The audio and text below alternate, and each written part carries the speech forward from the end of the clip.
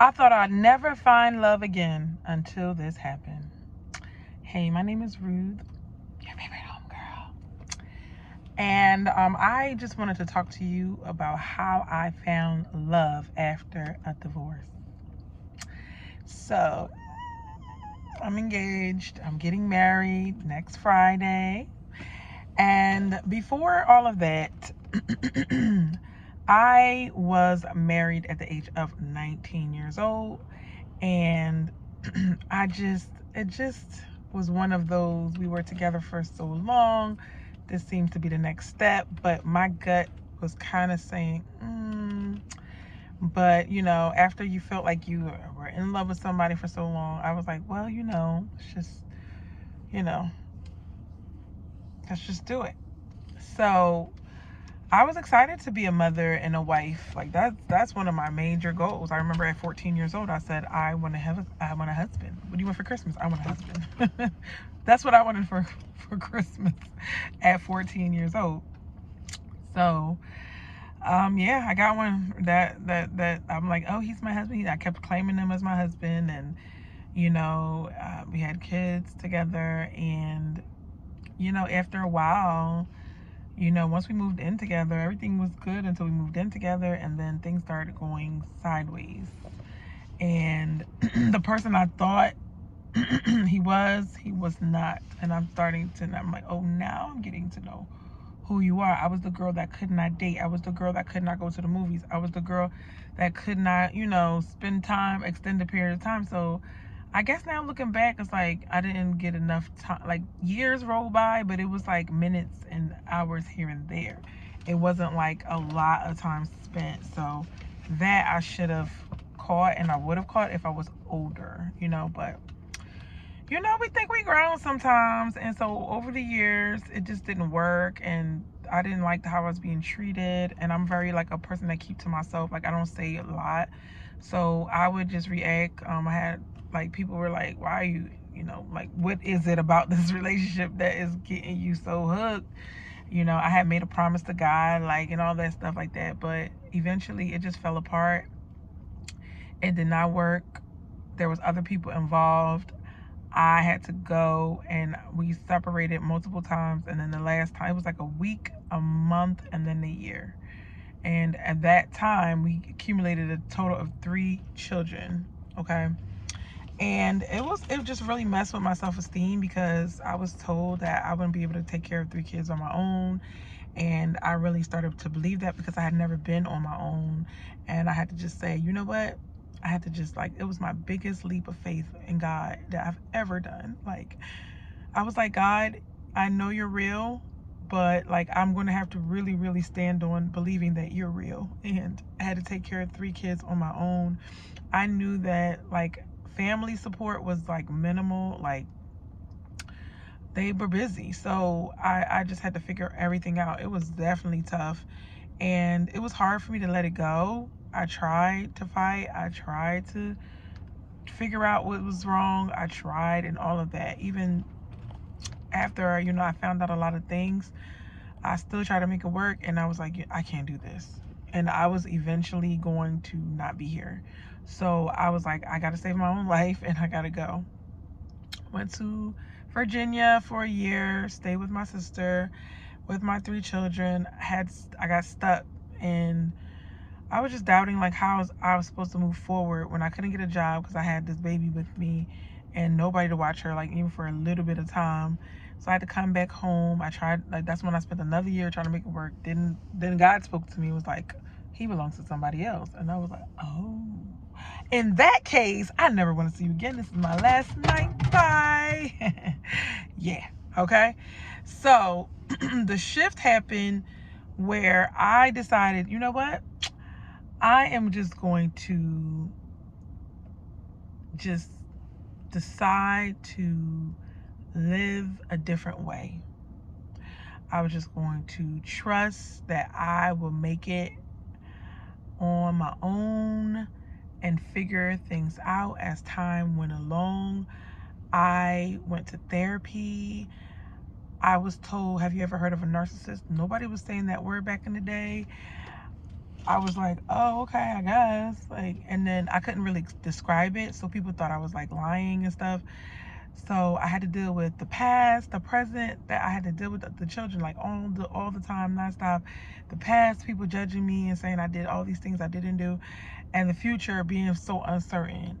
And I just found a way to say, you know what? I'm just like, after the shock of it all, well, like 6 months, my kids were going back to school. I said, give my kids, like, I got to grab my kids and we out. Like, I'm going to take them. I want to find a situation and I'm going to sit in it. I'm going to find a place. And that was it. Okay. And from then, I've been taking care of my children ever since. I've been building my confidence. I ended up, I was getting a job. Getting a job was so helpful because I was a stay-at-home mom. And I would get a job here and there, but it was never serious. But getting my own job and my own money and working overtime and getting my financial freedom in that way, not financial full freedom, but like having extra money come in instead of just depending on other people, was so much better. And I just was like, all right, we gotta make this happen. And I would be the one to try to work 80 hours a week if I could. But eventually I was like, you know what? I'm just gonna go, like, real estate started finally kicking off. And I had one big month where I made almost $10,000. And then I was like, but I was like at the mall, like, literally singing, money, money, money, money, money. I was like, kids, we buying whatever we want.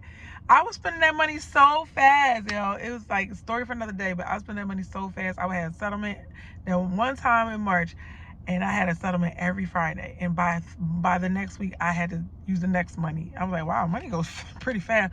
I was paying off debt that I had owed too. But yeah, it was really nice. And then I had no more. I thought it was gonna keep coming. It did not. So I was a little stuck there. And then eventually in a couple months after that, I got my own spot in my own real apartment. And, that worked out for a couple years. I went up and down. I fell again. I fell like I failed in another relationship, but I was saying, you know what? The guys, they lost me. They lost a real one. And God had to tell me, you gonna take that back. Because I was like, oh no, they wasted a wife out here. And he was like, you gonna take that back? And I was like, you know what, God? I'm never gonna say that again. I'm not gonna just die alone. I am going to find me a husband. I'm gonna be found by a husband. And I started to work on myself. I started to be happy and go to therapy and finally give myself fully to somebody without baggage, without running away from my past, none of that. I was ready to love for real. And then I fell into another trap. And then I was like, this is the first time I really started a relationship without like ready, fully ready. And then by the time it fizzled out quick. But by that time, because he was this stable, older man, like, all the things, but he just didn't want to have a baby. I was like, man, I can't do that. At first, I was like, I won't have no baby. I'm cool. I got 4 kids. I'll be all right. I wanted to have a baby by my husband. I was like, you know what? I just can't do this. I was like, this is where things come to die anyway. I left that situation because I saw him like online in real time talking to somebody else. So that was crazy. And then, I was a little jarred, and that happened in June, July, August. I'm walking, I'm like trying to like look good every time I'm out working. And like, I ran into Mike and I was looking good, heels every day. Every day. I was carrying cases of water with heels. I don't care. I was gonna find my husband. He walks up to me and he said, if you ever need graphic design, let me know. I was like, oh, okay. And he was like, let me get your phone. I'm gonna put my number in there. To this day, like, the wedding planner is like, every time you say the word Mike, she smiles. I'm like, all right, okay. He's grabbed my phone. Mind you, he had a mask on. This is during the pandemic. And I was like, you're gonna have to pull your mask down, sir. And he did this, one of these. So his nose was looking like, I was like, okay, whatever. You're kind of cute. but you kind of not, because the nose is all in the way. It was, the way his nose is shaped, it was giving me one of those, you know. And I was like, oh no. And then now I absolutely love that nose. Oh my gosh, I love it. Anyway, but then so he decided to say, are you single? And I was like, wait a minute, like, I don't know what you thought this was. Baby, that scared of me. Like, I'm not going to toot my own horn, but like, they don't talk to me. They don't be coming at me for real in the streets. They want to come. They be like, nah, I'm gonna leave you alone because I ain't ready to settle down yet. You look like one I'm gonna settle down with. That's how they talk to me. So you talking about, are you single? That was the most forward thing a man has said to me in a long time. Okay, because they really scared in these streets, right? So, but you know, the crazy ones will talk to you, but the ones that you would actually give the time of day to, I was like, they don't want to say nothing. I don't know what's going on. But he said something, and I was like, oh my, so masculine. I was blown away. Just one sentence. And I was like, okay. And, you know, I just went from, it's more to the story, but I just really appreciated our relationship. And at that time, I was like already saying, I don't want to talk to anybody. Like, the online dating was a thing a little bit for just a while. I was testing it out for my relationship show. And I just had to clear everybody out. And he was the only one left. And I was just like, it's crazy because I said something embarrassing. I was like, I'll never call him again. I was like, that's the story for another day. I'll never call him again. And I was like, I sound so cocky. And then I was like, all right. And then so we went on a date, and you know, things just, he took a while to do everything, every step of the way. I'll share more as we go, but he took a long time. So finally I was like, stop texting me. You text me every day, but stop texting me, like, because this is the last time we're talking. And that night we had a conversation, we had FaceTime, and then we set up a date. So, because he took 6 weeks to like call me or set up a date. So I was like, I don't know. I wanted to wait for a man, but I was like, I can't wait that long. Usually I'm like jumping into things. On Friday, I was out of one, and by Monday I had somebody else lined up. Like, not even lined up, but it just was in the wing, and I guess, I don't know, like, that happened, you know, more than one time. So I was like, I'm not waiting. I'm with the man that's ready. And I was like, you know what? I knew that eventually I would have to wait for a man, and he was the one that made me wait. So I'm so grateful, because I used to pray to God, like, God, please let me see the person I'm going to marry. Like, I just want to know him. He may not be ready for me yet, but let me know who he is. And I'm telling you, he is just a wonderful man, amazing partner. Like, he loves me so much. Like, I remember there was times where I was like, this guy is not the one, but he's so attentive. Like, when I'm in the room, I have to tell myself, he's not attentive when you're not in the room, girl. He's attentive to some other woman, probably. So, but he used to stare. Like, I was like, well, am I gonna find somebody that just does certain things? And I'm like, Mike does more, like, so much more. Like, I just, not to compare, but he, like, is paying attention. Like, even if people are around, he cares about, like, what I'm dealing with, what I'm looking at, what I need. You know, just amazing, just amazing. So I'm so grateful.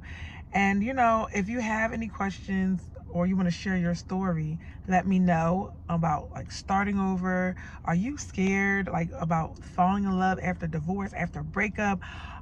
What are your hang-ups? What are you considering? What are you thinking of? Like, let me know. Like, let me really know, because I want us to talk about it. This is a safe space. So I will see you guys on the next one. Bye.